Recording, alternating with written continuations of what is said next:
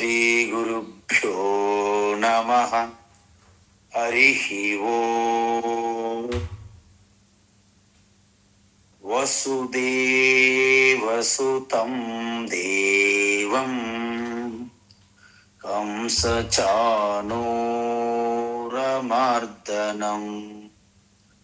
దేవకీ పరమానందం కృష్ణం వందే జగద్గురుం. తీర్త్వా మోహార్ణవం హత్వా రాగద్వేషాదిరాక్షసాన్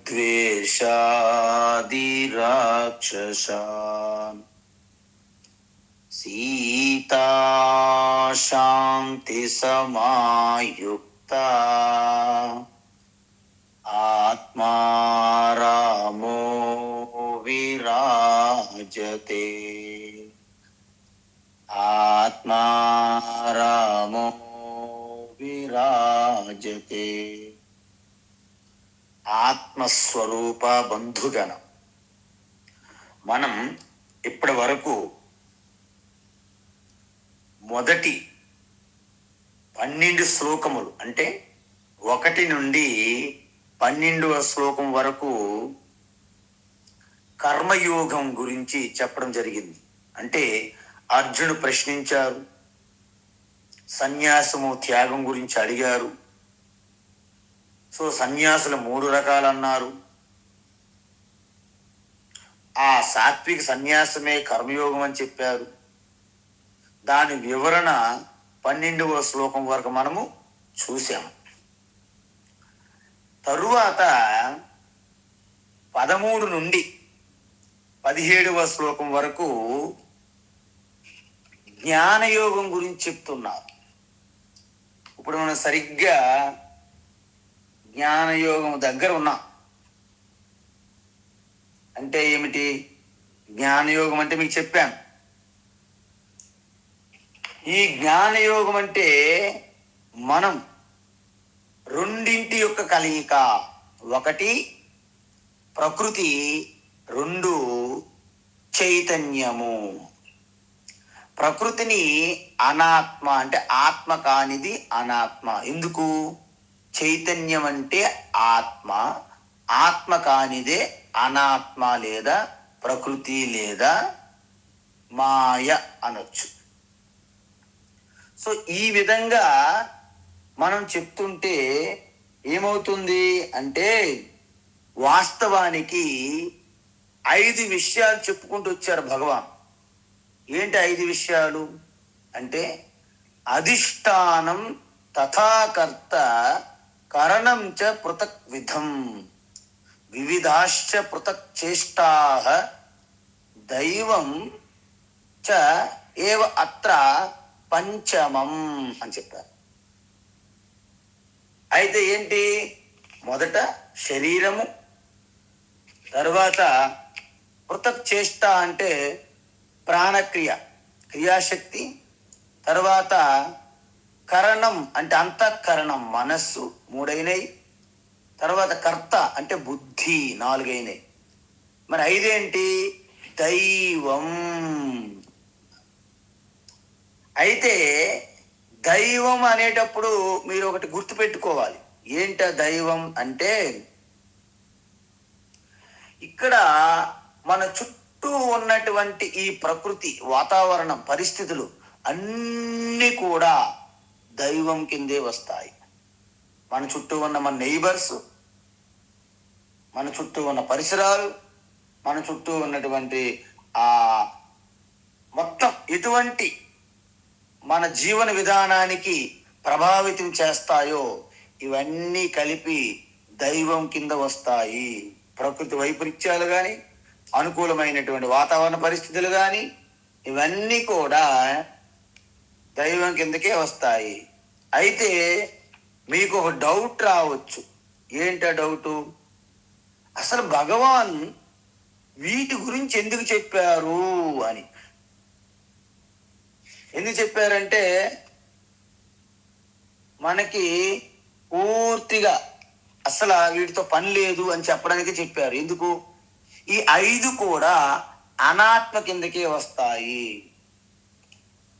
అనాత్మ కిందకే వస్తాయి కాబట్టి మనం ఎటువంటి కార్యం చేపట్టినా, అంటే ఏంటి అంటే శరీర వాక్కు మనస్సు, అంటే శరీరం ద్వారా కానీ వాక్కు ద్వారా కానీ మనస్సు ద్వారా కానీ మీరు ఎటువంటి కార్యక్రమం కర్మ ప్రారంభించినా ఈ 5తోనే జరుగుతుంటాయి. ఏంటి 5?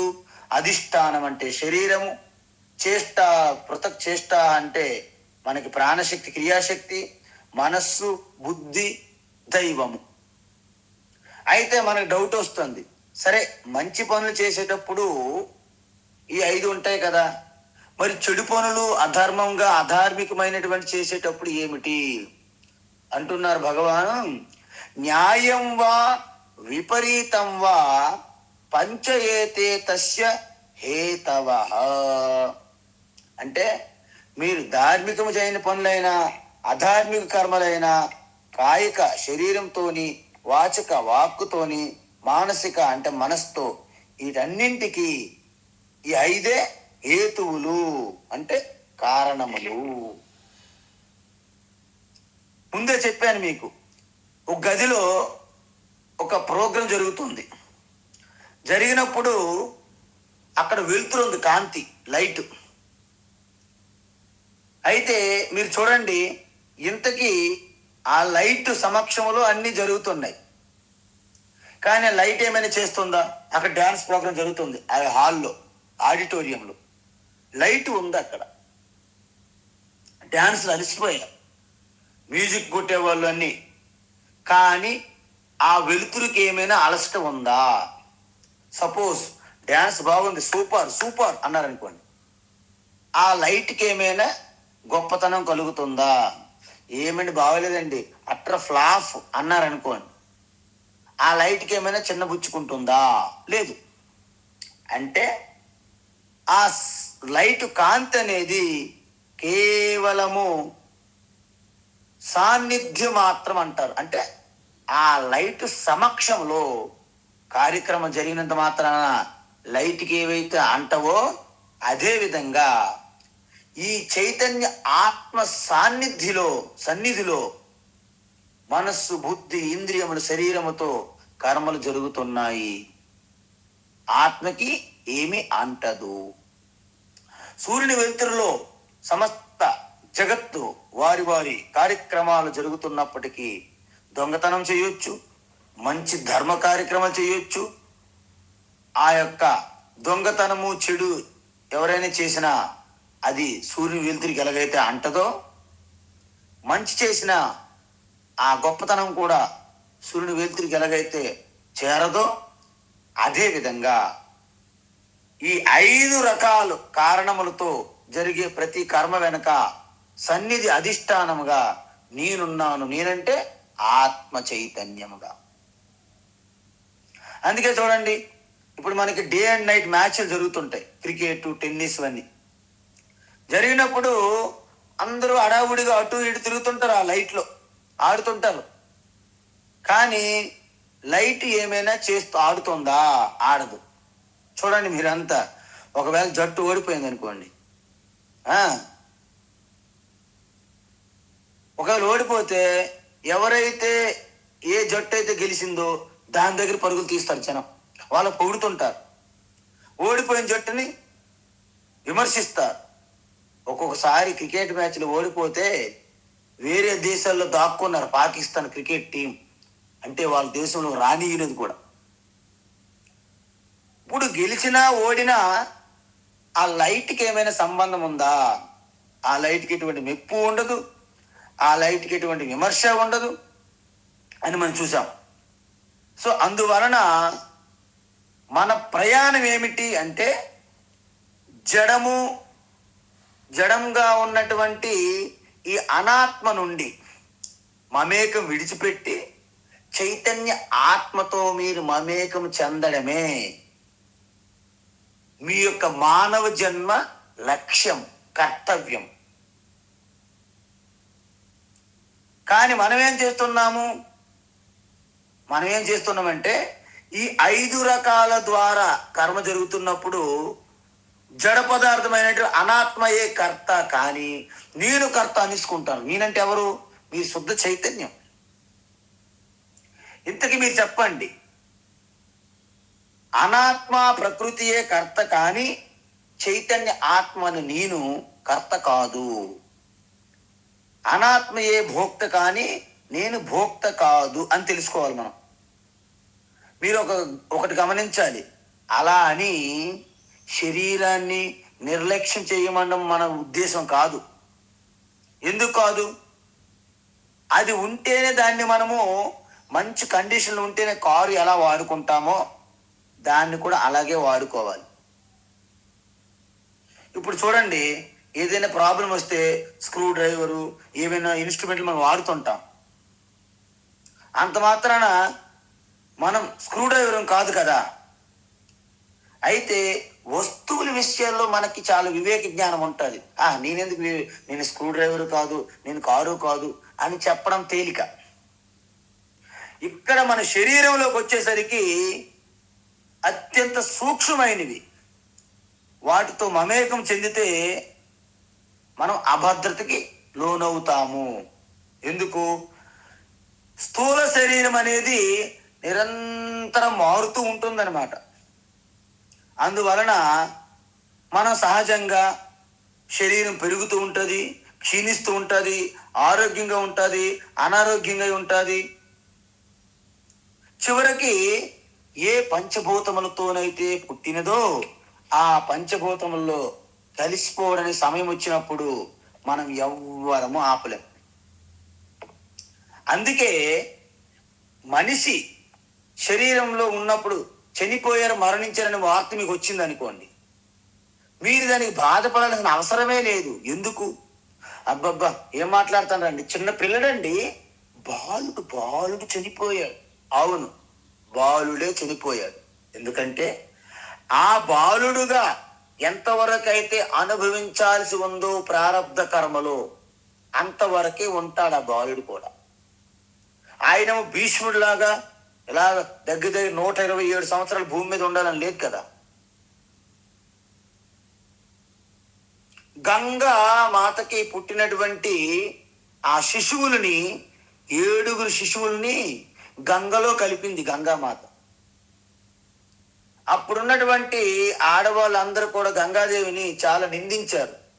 ఈవిడ ఎంత కఠోరమైన హృదయం కలదు ఈ గంగ, పసికందులని గంగలో కలిపేస్తావా అని నిందించారు.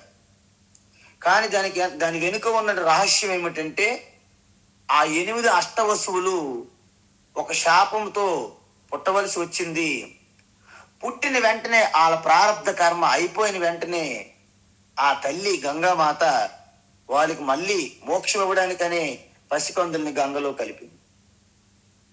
అయితే ఆఖరుగా పుట్టినటువంటి 8వ వాడు ఉన్నాడు కదా, వాణ్ణి కలపడానికి వీలు లేదని పట్టుపట్టాడు శాంతనుడు. సరే నీ ఇష్టం, మనం అనుకున్నటువంటి ఒప్పందము నువ్వు ఉల్లంఘించావు, నేను వెళ్ళిపోతానని గంగామాత వెళ్ళిపోయినది. ఆ మిగిలిపోయిన బిడ్డే భీష్మ పితామహ. కాబట్టి భీష్మ పితామహ శాపంలో ఎక్కువ కాలం భూమి మీద ఉండాలని ఆయన శాపం. సో ప్రారంభం ఎక్కువ ఉన్నది, మిగిలిపోయాడు. మిగతా వాళ్ళు పుట్టిన వెంటనే ప్రారంభం అయిపోయినది, వాళ్ళు ఉండడానికి వీలు లేదు. కాబట్టి ఏ రకంగా ఈ శరీరం అనేది పోతుందనేది మనకు తెలియదు. కానీ ఒకటి మాత్రం నిజం, నేను ఒక అశాశ్వతమైనటువంటి శరీరాన్ని కాదు, నాలో చైతన్యం ఉన్నది అని జనరల్గా చెప్తారు మొదట. కానీ నాలో చైతన్యం ఉండడం కాదు, నేనే ఆ శాశ్వతమైన చైతన్యాన్ని అని తెలుసుకోవాలి.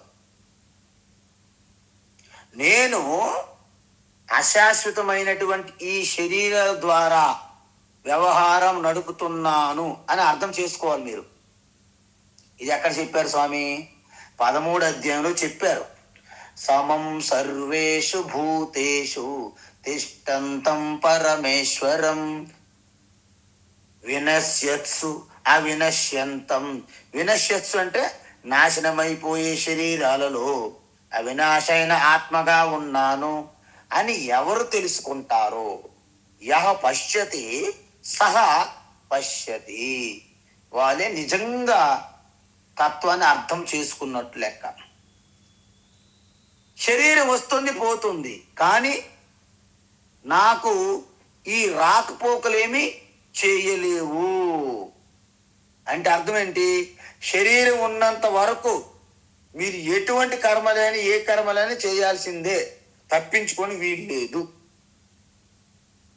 అందువల్ల ఆ కర్మల యొక్క ఫలాలు కూడా మీరు అనుభవించి తీరాల్సిందే. ఎలా?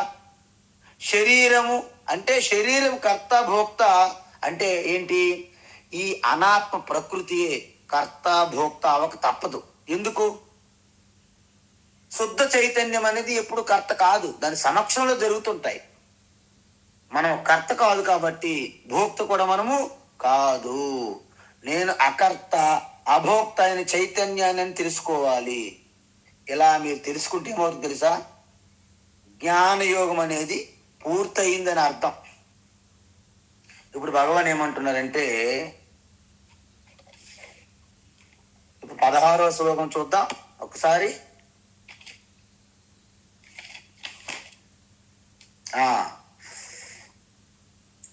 తత్రైవం సతి కర్తారం, తత్రైవం సతి కర్తారం, తత్రైవం సతి కర్తారం, ఆత్మానం కేవలం తు యః, ఆత్మానం కేవలం తు యః, ఆత్మానం కేవలం తు యః, పశ్యత్యకృత బుద్ధిత్వాత్, పశ్యత్యకృత బుద్ధిత్వాత్, పశ్యత్యకృత బుద్ధిత్వాత్, న స పశ్యతి దుర్మతిః, న స పశ్యతి దుర్మతిః, న స పశ్యతి దుర్మతిః,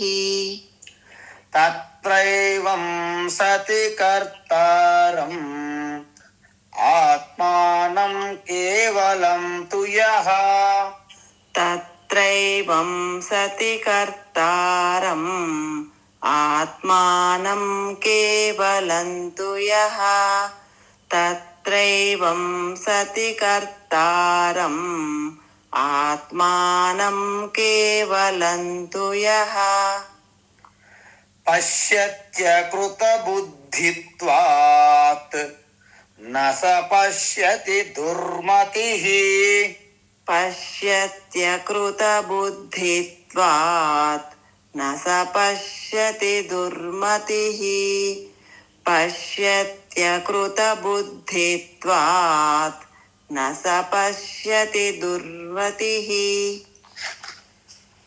ఇప్పుడు ఒకటి చూడండి, విషయం ఏంటంటే ఇక్కడ స్పష్టమైపోయింది. ప్రతి ప్రాణి కూడా రెండింటి కలయిక. ఒకటి ఆత్మ చైతన్యము, రెండు అనాత్మ ప్రకృతి. కానీ ఈ బుద్ధి అకృత బుద్ధిత్వాత్ అన్నారు. అకృత బుద్ధి చూడండి కింద, పశ్యతి అకృత బుద్ధిత్వాత్ అంటే సంస్కరించబడనటువంటి వివేక జ్ఞానం లేనటువంటి బుద్ధి ఏమంటుంది? నేనే కర్తను అని భ్రమిస్తున్నది.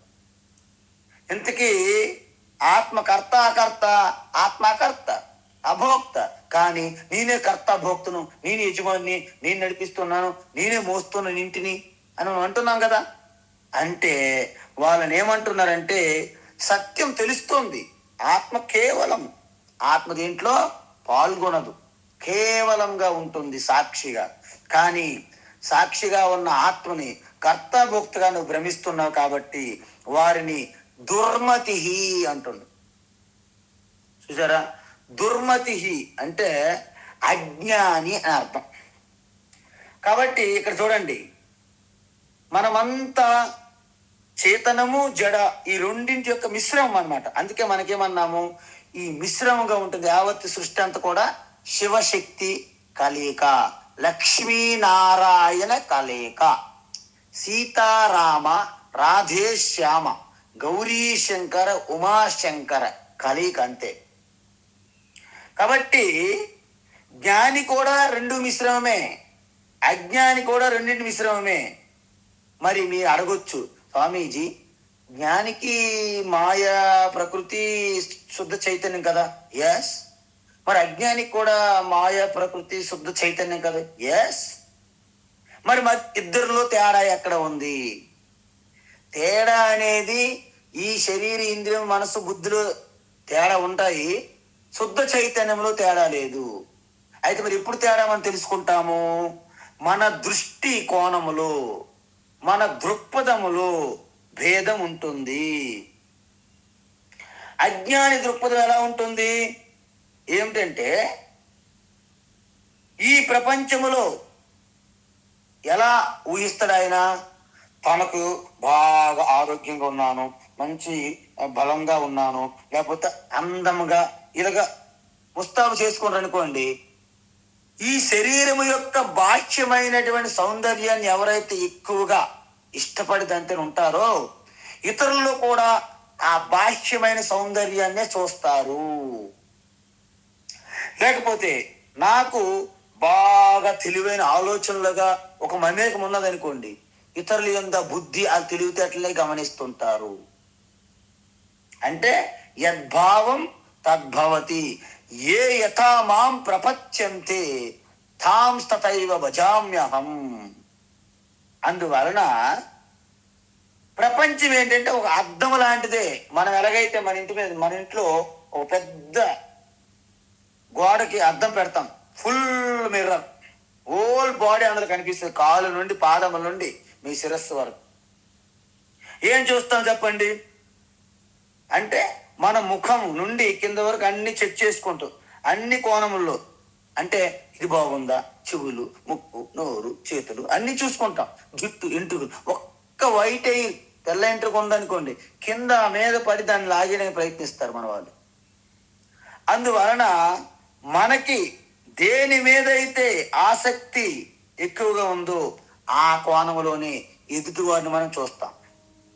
సపోజ్ మనకి అలంకరించుకోవడం కంటే ఒకవేళ వాళ్ళలో ఉన్నటువంటి ఆలోచన, మనలో ఉన్న తెలివితేటలు మనం ఎక్కువగా అభినందిస్తున్నాం అనుకోండి, వాళ్ళలో ఉన్న తెలివితేటలు, వాళ్ళ ఆలోచన గమనిస్తాం. అందువలన అజ్ఞాని ఇక్కడ ఎలా చూస్తారో చెప్తున్నారు ఇక్కడ భగవాన్ శ్రీకృష్ణ. ఏంటి అంటే దుర్మతి, అతనికి తనేమిటో సరైన అవగాహన లేదు. కాబట్టి ఈ స్థూల శరీరము, ఈ ప్రాణమయ కోశము, మనోమయ కోశము, ఈ బుద్ధి వాటితో అభిమానం పెంచుకుంటారు. అందువలన ఆయనకి వాటి వెనక ఉన్నటువంటి ఆ శుద్ధ చైతన్య ఆత్మను గుర్తించరు అజ్ఞానులు. అందుకే వాళ్ళకి ఏమన్నారు? దుర్మతి. అయితే మరి ఏం చేస్తారు? నపశ్యతి. నపశ్యతి చూసారా? పశ్యన్నపిచ నపశ్యతి అంటే సత్యం నీ కళ్ళ ముందు ఉన్నది కానీ నువ్వు చూడట్లేదు. అందువలన తప్పుగా తనను తాను చూసుకోవడమే దుర్మతి అంటారు. దుర్మతి అంటే అజ్ఞాని అని అర్థం.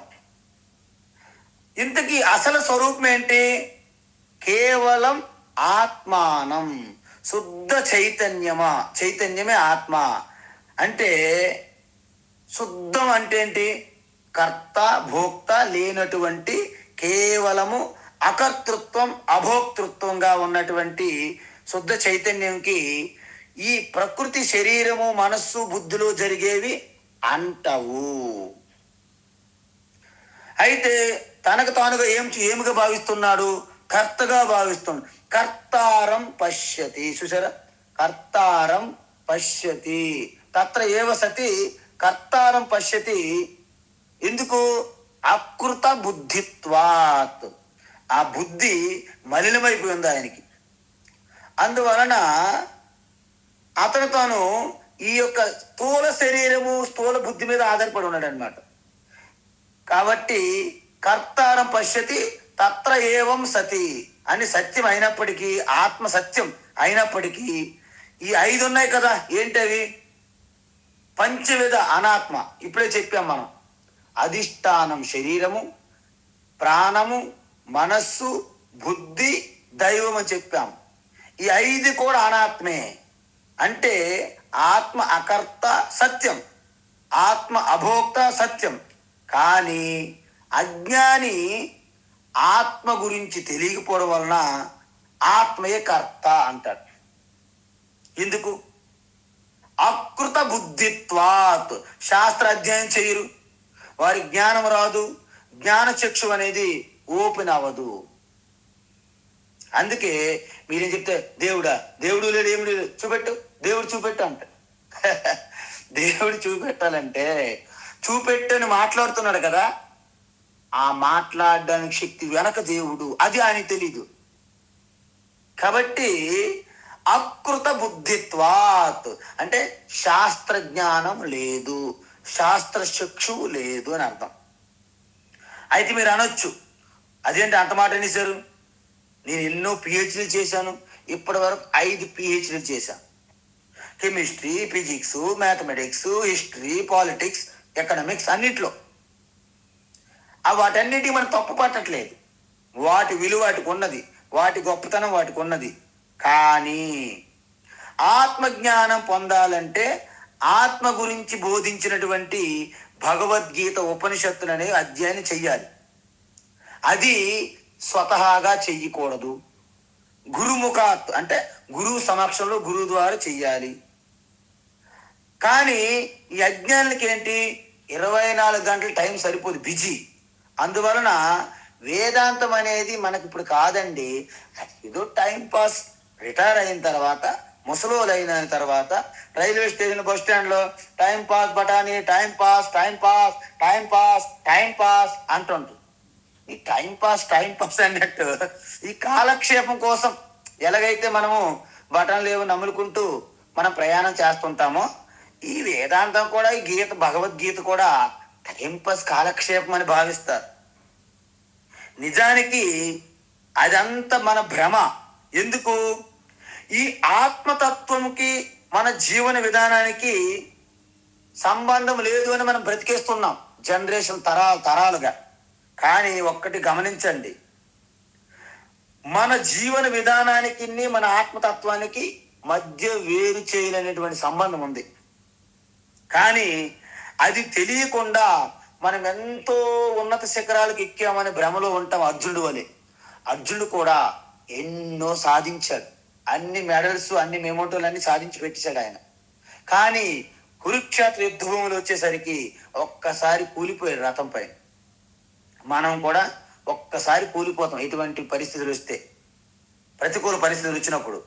అందువలన మనమేమనుకుంటాము, ముందు కుటుంబ బాధ్యతలు, వ్యాపారము, ఉద్యోగాలు ఇవన్నీ నెరవేరుస్తాం, ఆ తర్వాత చూద్దాంలే, ఎప్పుడు అప్పుడు మిగిలి ఉంటే. ఇది జరిగే పని కాదు అంటారు మహాత్ములు. ఎందుకు? సముద్రం దగ్గరికి వెళ్ళి వెయిట్ చేద్దాం, ఆగండి, ఎందుకు, అలలన్నీ ఆగిపోయిన తర్వాత స్నానం చేద్దాం, కూర్చోండి చెప్తాను అంటాడు అతను. సముద్రం అలలు ఎప్పుడైనా ఆగుతాయండి స్నానం చేయడానికి? ఇది కూడా మీ బరువు బాధ్యతలు అనే ఈ జీవితంలో ఆఖరికి నేను గీత చదువుతానంటే నీ పని గోడ మీద గీత గీసినట్టు నువ్వు మారిపోతావు తప్ప, అవసరమైతే గోడ మీద మన ఫోటోలు వెళ్ళిపోతే తప్ప మనకి ఆ సమయం రాదు. ఒకవేళ అన్ని తీరి విషయం చిక్కింది, టైం వచ్చింది అనుకోండి, అప్పుడు మన ఇంద్రియాలు సరిగా పనిచేయవు. ఆడు కృష్ణ అంటే కుష అంటారు మీరు, కుషగడ్డి అని. వాళ్ళు ఏమంటారు వినిపించదు, కనిపించదు, ఇంద్రియాలు పనిచేయవు, కూర్చోలేము. ఒక అరగంట పాటు కూర్చోవాలంటే అదొక పెద్ద ప్రాజెక్ట్ అనమాట. కాబట్టి ఒకవేళ వచ్చిన అలా నిద్రపోతారు తప్ప బుద్ధి పని చేయదు. దీన్ని బట్టి మీకు ఏమర్థమైంది? నిజానికి మన చుట్టూ ఉన్న పరిస్థితుల్ని యథార్థంగా అంచనా వేయకుండా తప్పుగా అంచనా వేయడమే సంసారము. ఏంటి చెప్పండి? అసలు సంసారము సమస్యలంటూ ఉండవండి. ఎందుకు ఉండవంటే, ఎండాకాలంలో ఎండ వేడిగా ఉండడం అనేది సహజం. కానీ ఎండకు మనము అనేక కంప్లైంట్లు ఇస్తాం, ఎండ మండిపోతుంది. దాని మీద కంప్లైంట్, సమస్యగా ఫీల్ అవుతాం. శీతాకాలం వచ్చింది అనుకోండి, చలి చలి చలి, అబ్బా ఎముకలు కొరికేసిన చలి అండి అంట. శీతాకాలం చలిగా ఉండడం సహజం, దాన్ని సమస్యగా ఫీల్ అవ్వడం మన తప్పు, అది మన అజ్ఞానం. కాబట్టి మనకు వయసు వచ్చిన తర్వాత జాయింట్ పెయిన్లు వస్తాయి, మోకాలు పెయిన్లు, కూర్చుంటే లేవలేరు, లేస్తే కూర్చోలేరు. కంప్లైంట్, సమస్య. ఏంటి సమస్య? నీకు వయసు అయ్యింది, అది సహజం. అది కంప్లైంట్ అంటే ఎందుకు అవుతుందండి? అందుకే మన భారతదేశంలో మనకు సహజంగానే ఇలాంటి జీవన విధానం పెట్టారు. ఎందుకు చెప్పండి? ఎందుకంటే అదే ఇతర దేశాల్లో ఒక్కసారి రోడ్డు ఏమైనా పాడైంది అనుకోండి, గంటల్లో నిమిషాల్లో రిపేర్ చేసి పడేస్తారు అక్కడ. మనకిక్కడ రోడ్డు ఏమైనా రిపేర్ అయింది అనుకోండి, కొన్ని నెలలు సంవత్సరాలు పట్టినా రిపేర్ చేయరు. అంతవరకు ఓపిక్గా కంప్లైంట్ చేయకుండా తితిక్ష వహిస్తూ వెళ్ళిపోవడమే మనం. అందువలన ఎందుకంటున్నారంటే మనము ఈ సమాజాన్ని, ఈ వాతావరణ పరిస్థితిని తప్పుగా అంచనా వేస్తున్నాము. ఎందుకంటే మన బుద్ధి సంస్కరించబడలేదు, మన మనస్సు సంసిద్ధంగా లేదు, మనకి మన స్వరూప తత్వం అలవడలేదు. అందువలన మీరు ఎన్ని పీజీలు, పిహెచ్డీలు, ఎన్ని కంకణాలు కట్టుకొని అవధానులు, సహస్ర అవధానాలు ఎన్ని చేసిన కవులుగా, విప్లవ కవులు, విరసమో వర్దిల్లాలి, విప్లవం వర్దిల్లాలి, మీరు ఎన్ని హంగామాలు చేసినా చివరికి మీరు సత్యాన్ని గమనించట్లేదు. ఏంటి? పశ్యన్నపిచన పశ్యతి మూఢ ఉదర నిమిత్తం బహుకృత వేష అన్నారు భజగోవిందం. అంటే అర్థం ఏంటి? కళ్ళు తెరిచి తన చూడవలసిన దాన్ని చూడట్లేదు. ఎందుకు? వెనకున్న మనసు పని చేయట్లేదు. అందువలన ఇక్కడ ఉపనిషత్తులు ఏమంటున్నాయి? తను ఆల్రెడీ ఏ మాయలోనో ఏ వలలోనో పడడం ఖాయం. ఎందుకు? సత్యాన్ని వెనక్కి పెట్టాడు, అసత్యాన్ని పట్టుకుంటున్నాడు. ఆయన పడడంతో పాటు ఒక గ్రూప్ని తీసుకెళ్తున్నాడు అనమాట అందులో ముంచడానికి. చూడండి, కొంతమంది కొన్ని ఇలాంటి చెప్తే స్కీములు, స్కాములు జరుగుతుంటాయి. వాళ్ళతో పాటు వాళ్ళు నమ్ముకున్న వారందరూ బుక్ అయిపోతారు అందులో. అందువలన ఉపనిషత్తులు ఏమి చెప్తున్నాయంటే, అవిద్యాయామంతరే వర్తమానా స్వయం ధీర పండితం మన్యమానా దంద్రమ్యమానా పర్యంతి మూఢా అంధేనైవ నీయమానాయత అంధా అన్నారు. చూసారా ఇక్కడ ఎంత విచిత్రము? ఆయన అహంకారం, అజ్ఞానముతో దానికి కళ్ళు కానక నేనే సకల శాస్త్రము తెలిసి నేను చెప్పిందే సత్యం అని భ్రమలో ఉండి మిగతా వాళ్ళందరినీ భ్రమలోకి నెట్టి ఆయన ఎలాగా సర్వనాశనం అవుతారు? ఆయనతో నమ్ముకొని అంధవిశ్వాసాలు. అందుకే ఈ శవాన్ని పడుకోబెట్టే టీం ఒకటి ఉంటుంది, శవాన్ని నిలబెట్టే టీం ఒకటి ఉంటాయి. వాళ్ళు ప్రపంచంలో అందరినీ మాలో కలుపుకోవాలని అదే 24 గంటలు ఒక ప్రాజెక్టుగా పనిచేస్తారు. వార్తలు చెప్తామని వార్తలు. కాబట్టి వీళ్ళ దగ్గర మీరు చాలా జాగ్రత్తగా ఉండాలి. ఎందుకంటే సనాతన ధర్మంలో ఋషులు గొప్ప ఆధ్యాత్మిక శాస్త్రవేత్తలు. వాళ్ళు ప్రవేశపెట్టినటువంటి ఆవిష్కరణలు నా భూతో నా భవిష్యతి. అలాంటి ఆవిష్కరణలు, తెలివితేటలతోనే మనం ఈరోజు మన జాతీయ పతాకాన్ని చంద్రుని పైన పాతి పెట్టాం. కానీ ఈ పడుకోబెట్టి శవము, ఈ నిల్చోబెట్టి శవాన్ని పూజించే ఈ అంధవిశ్వాసాల నమ్మకాల వాళ్ళు ఏమంటారంటే, మన జెండాలోనే చంద్రుని పెడదాం అంటారు వాళ్ళు. చూసారా? మన 3 రంగుల మువ్వెన్నెల జెండాలోనే చంద్రుని పెట్టాలని వాళ్ళ కోరిక. మనమేమంటున్నాము? మన జెండాని తీసుకుని వెళ్ళి చంద్రుడిపై మనం పెడతాము, పాతి పెట్టాము మొన్న చంద్రయాన్ 3.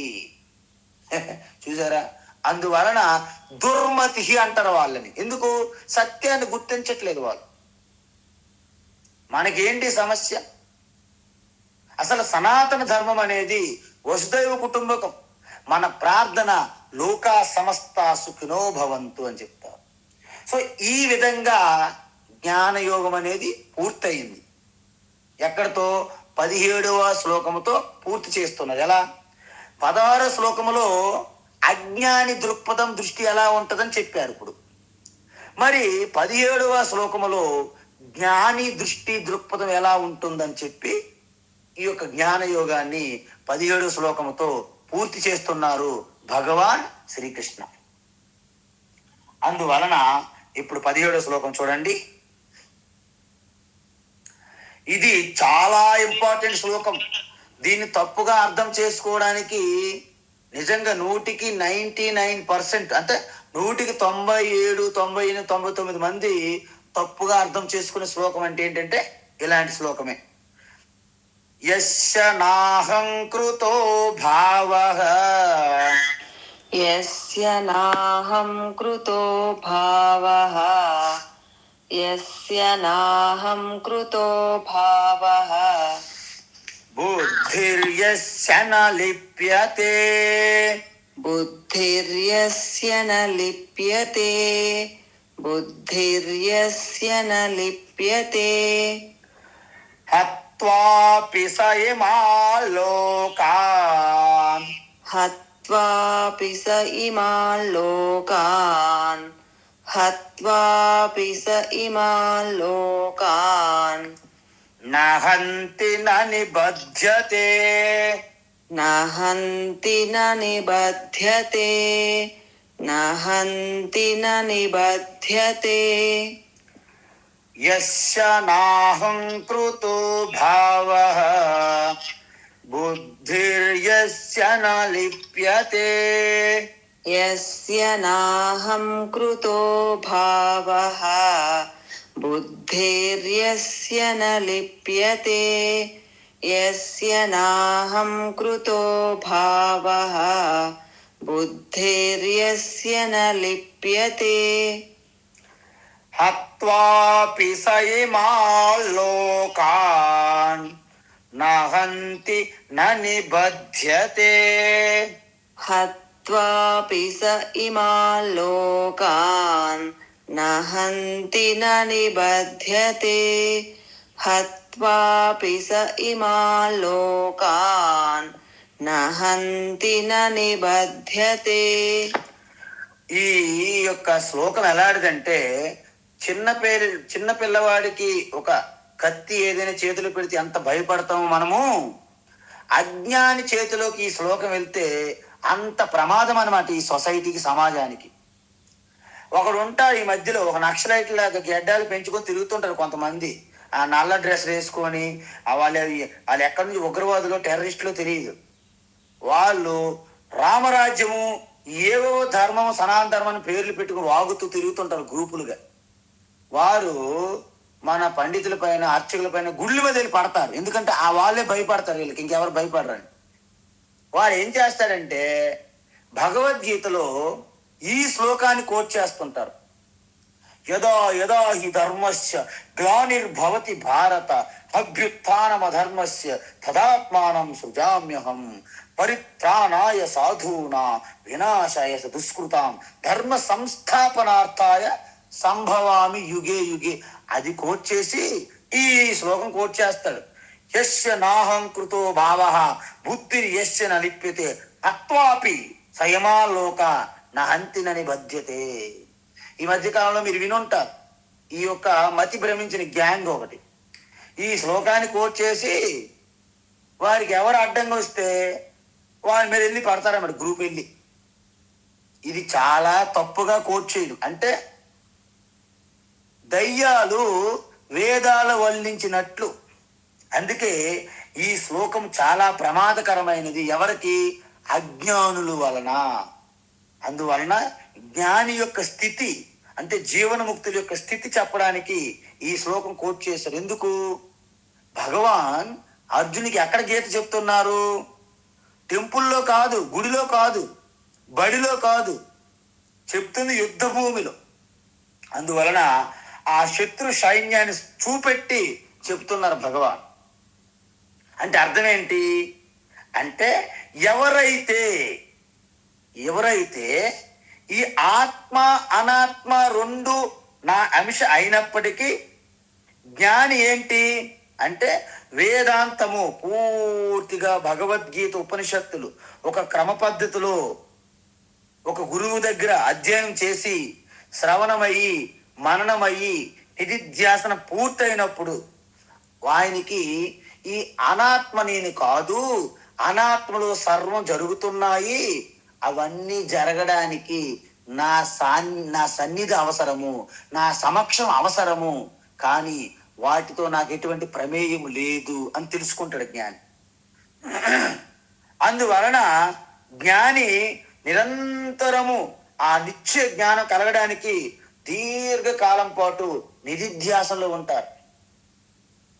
అందువలన ఈ నిధిధ్యాసన పూర్తయినప్పుడే అప్పుడు అనుకుంటారు ఈ శరీరం అనేది పాంచభౌతికమే, అది ఎప్పుడో ఒకప్పుడు మళ్ళీ పంచభూతాలలో కలిసిపోవలసిందే, అది నాకు ఒక సహాయం అందిస్తున్నటువంటి ఒక పరికరం మాత్రమే శరీరం. ఎప్పుడైతే సరైన అవగాహన ఉంటుందో అప్పుడే ఆ క్షణమే మీకు మోక్షం కలుగుతుంది. అంటే యస్య అంటే ఇక్కడ ఎవరు? జ్ఞాని. అంతకుముందు ఏం చెప్పాము? యస్య అంటే అక్కడ అజ్ఞాని, ఇక్కడ యస్య అంటే జ్ఞాని. అంటే ఏంటి? బాగా సాధన చతుష్టయం, సద్గుణ సంపత్తి, దైవీ సంపత్తి కలిగినటువంటి ఆ జ్ఞాని శ్రవణము మననము నిధిధ్యాసన పూర్తి చేసినటువంటి ఆ జ్ఞాని ఏమంటున్నారు? అహంకృత భావ నా అస్థి. చూసారా, నేనే చేస్తున్నాను అనే భావన ఆయనలో ఉండదు. ఈ భావన ఎవరిలో ఉంటుంది?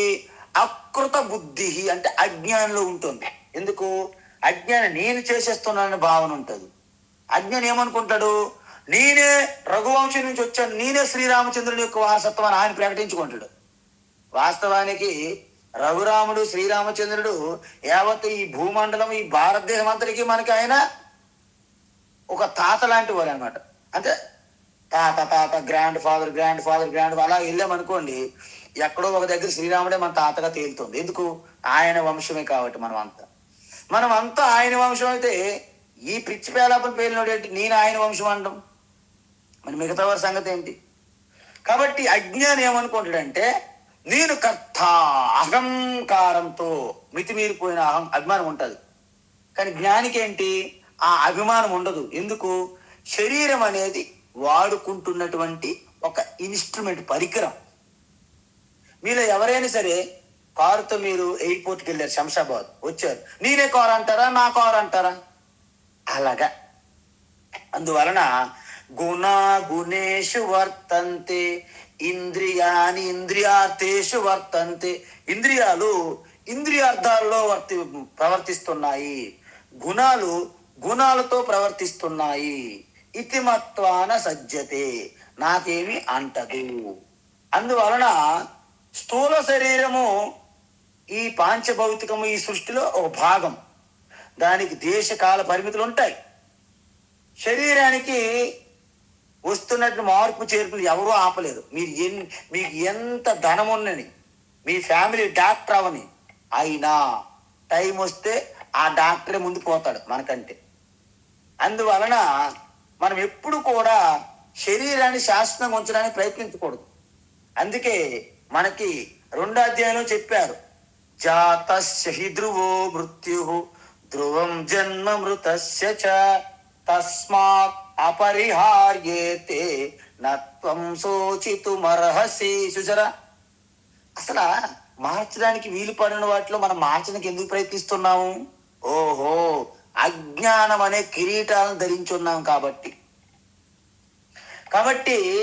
నువ్వు మార్చలేని పరిస్థితి గురించి బాధపడే లాభం లేదు. శరీరం అన్నాక మారక తప్పదు. చలికాలం వస్తే అమ్మో చలి అమ్మో చలి, ఎండాకాలం వస్తే వేడి వేడి వేడి అంటారు. కానీ అలా కంప్లైంట్ చేయకుండా ఇది ప్రకృతి నియమాలు విరుద్ధంగా మనము వెళ్ళకూడదు అని జ్ఞాని పక్కాగా తెలుసుకుంటారు. అందువలన అహంకృత భావ నాస్తి. నేను కర్తను అనుభవిస్తున్న భోక్తును అనే భావన జ్ఞానులు లేశమంతే ఉండదు, మొత్తం కరిగిపోతుంది. అందువలన యస్య బుద్ధి నలిప్యతే, ఆ బుద్ధికి అంటవు. ఏంటి అంటవు? నేను కర్తను కాదు కాబట్టి నేను భోక్తను కాదు అనేది స్పష్టమైపోతుంది ఆయనకి. అందువలన తనకున్న ప్రారబ్ధ ఫలం ఎంతవరకు అయితే ఉంటుందో అంతవరకు సాక్షిగా చూస్తుంటాడు. కానీ కొంతమంది నాకే ఎందుకు జరిగింది, మాకే ఎందుకు జరిగింది అని నిలదీస్తుంటారు. నీకే ఎందుకు జరిగింది, మీకే ఎందుకు జరిగిందంటే మీ ప్రారబ్ధ కర్మ, ఆ ప్రారబ్ధంతో నువ్వు వచ్చావు, ఆ జ్ఞానం నీకు తెలియదు. అందువలన కర్మ ప్రత్యక్షంగా ఆనందమో దుఃఖమో ఇవ్వలేదు, దానికి ఒక శరీరం కావాలి. మీరు చెప్పండి, కరెంటు ఉన్నది, చీకటిగా ఉన్నది, ఎలాగా? కరెంటు ఉన్నదని చీకటిగా ఉందండి, ఏంటి విచిత్రం? కరెంట్ అయితే ఉన్నది కానీ చీకటిగా ఉంది. ఎందుకు? బల్బు పెట్టలేదంట ఆవిడ. బల్బు పెట్టకుండా కరెంటు ఉన్నదనగానే వెలిగిపోవాలి, అంతా ఎలాగెలిగిపోతుందండి బల్బు లేకుండా. అందువలన మీ కర్మ అనేది డైరెక్ట్గా ప్రకటమవడానికి వీలు లేదు, దానికి ఒక శరీరం కావాలి. మీరు పూర్వజన్మలు అనేక కర్మఫలాలు అన్నీ ప్రకటన అవ్వాలంటే దానికి ఒక శరీరం కావాలి, శరీరం ద్వారా మాత్రమే అనుభవించాలి. కాబట్టి ఇక్కడ మనము ఒక దోమ కుట్టినా మనం ఫీల్ అవ్వకూడదు. ఓహో, దోమ కోట ద్వారా మలేరియా రావాలని ఉంది అంటే దోమ మనకి సాయం చేస్తుంది. ఎందుకంటే మలేరియా ద్వారా కొంత అనుభవం అనేది పోవాలి మీ శరీరం నుండి, మీ ప్రారంభం నుండి. కాబట్టి మనకి భార్య చేవాట్లు పెట్టినా భార్య మెచ్చుకున్నా, భర్త చేవాట్లు పెట్టినా భర్త మెచ్చుకున్నా, తల్లిదండ్రులు చేవాట్లు పెట్టినా తల్లిదండ్రులు మెచ్చుకున్నా, పిల్లలు ఎదురు తిరిగినా, పిల్లలు మనకి ప్రేమగా ప్రవర్తించిన, ఇవన్నీ కూడా మన ప్రారంభంలో భాగమే. కాబట్టి ఈ సత్యాన్ని మనం ఆకలింపు చేసుకోవాలి. ఇది మర్చిపోయి మనం అనేక రకాల తప్పిదాల్లో మనము అడుగులు పెడుతుంటాం. ఎందుకు? మన బుద్ధి ఈ అహంకారంతో నేనే కర్తనని నిండిపోయింది. కానీ ఇక్కడేమంటున్నారు? జ్ఞానికి బుద్ధి స్పష్టమైన క్రిస్టల్ క్లియర్, నేను కర్తాభోక్తనని అభిమానం లేదు. సహా అటువంటి జ్ఞాని ఇమాన్ లోకాన్ అత్వా అపి, చూసారా? అటువంటి జ్ఞాని ఈ లోకములో ఆయన చేతిలో ఏ ప్రాణులైనా ప్రారబ్ధవశాత్తు ఒకవేళ సంహరించబడినప్పటికీ నేను చంపాననే భావన లేదు కాబట్టి దాని యొక్క పుణ్యపాపాలు ఆయనకి అంటవు అని చెప్పారు.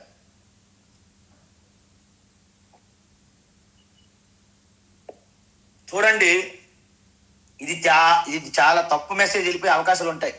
ఎందుకంటే ఇక్కడ జ్ఞాని కూడా కొన్ని కర్మలు చేయక తప్పదు. అంటే కర్మలు అంటే ఏంటి? కర్తృత్వంతో చేయరు. ఎందుకు? సన్యాసాశ్రమ ధర్మాలు కూడా ఉంటాయి. గృహస్థ అయితే గృహస్థ బాధ్యతలు ఉంటాయి. అందుకని వృద్ధులైనటువంటి తల్లిదండ్రులు మనము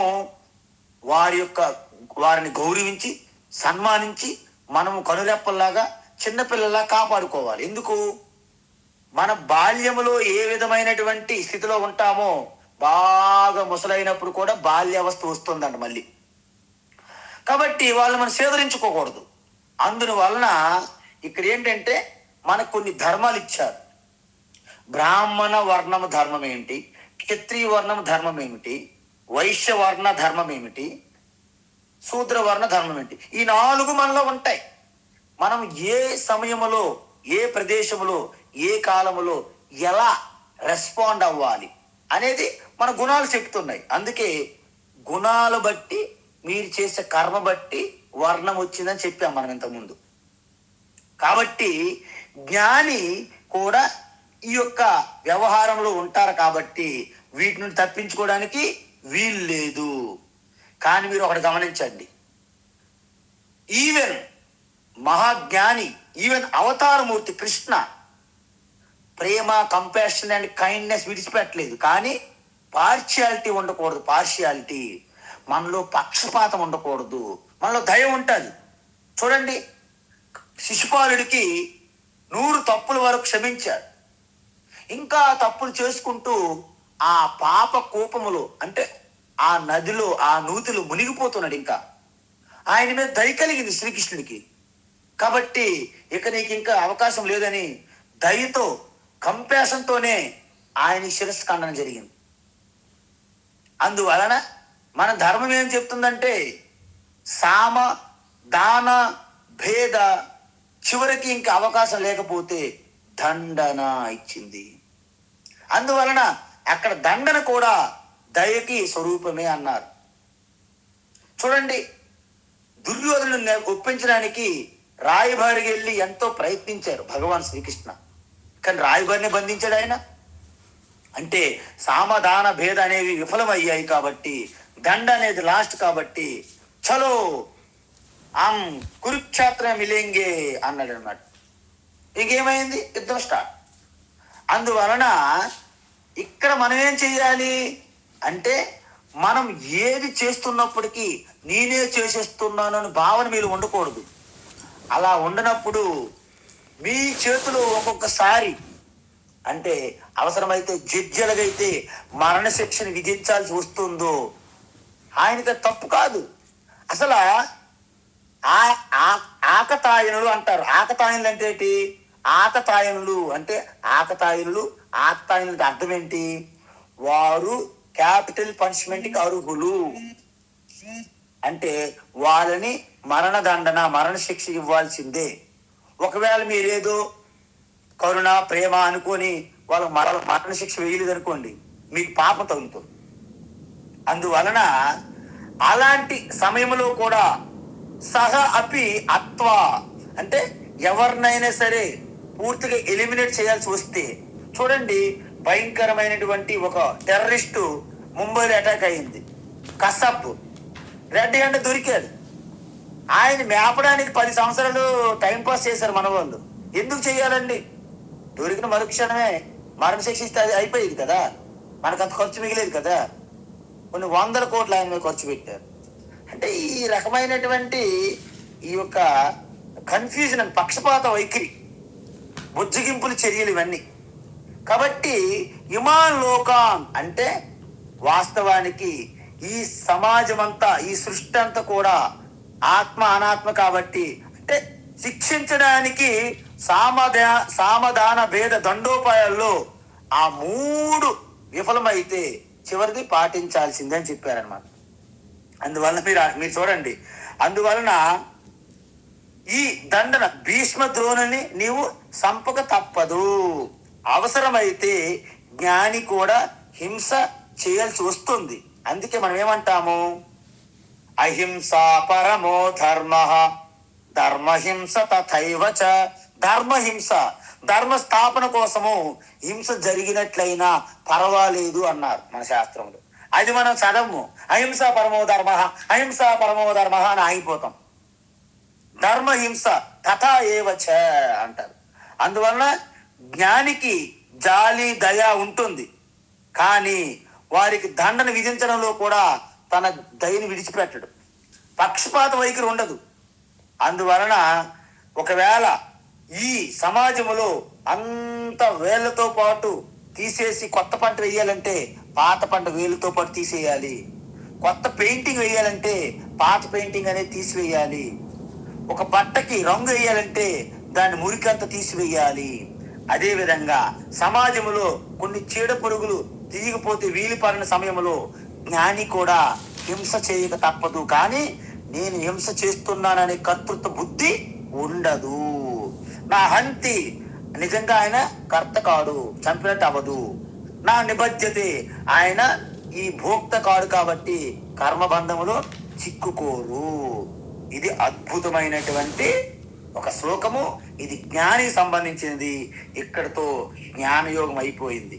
తరువాత మళ్ళీ భగవద్గీత టీచింగ్ మళ్ళా సంక్షిప్తంగా 18వ శ్లోకం నుండి 40వ శ్లోకం వరకు మరొక పెద్ద సినిమా నడుస్తుంది. అది రేపటి నుండి చూద్దాం. హరి ఓం తత్సత్. సర్వం శ్రీకృష్ణార్పణమస్తు.